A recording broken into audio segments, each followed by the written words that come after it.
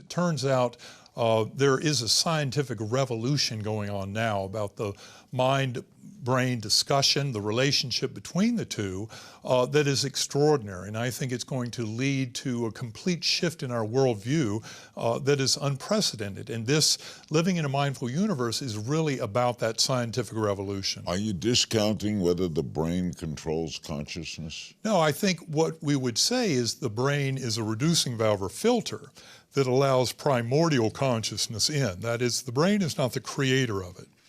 You cannot explain all of the details of human experience, especially all the evidence for non-local consciousness, the evidence for things like reincarnation, past life memories in children, indicative of reincarnation, things like that, if you think the brain is the producer of consciousness. So what is the producer? Well, consciousness is what exists and generates the entire universe. It's the fundamental ground state. So this is my consciousness now, right? It's all consciousness. It's all generated within consciousness. I mean, the thing to remember is we're under, we discuss in the book, what we call the supreme illusion, and that is that the brain and mind are very good at convincing us that all this stuff around us is out there. But what you're actually experiencing is a model deep within mind that is supposed to represent something that is out there.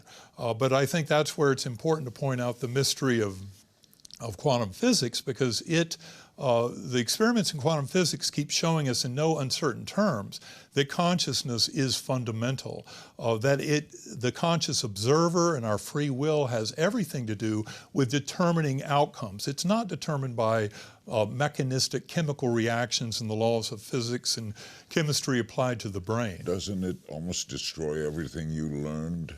Absolutely not. In fact, no? It opens the door to a far broader understanding, because what we're saying is the brain is simply a reducing valve that allows certain conscious states to exist. And this is where, from the quantum physical standpoint, it's really getting at what's known as the observer.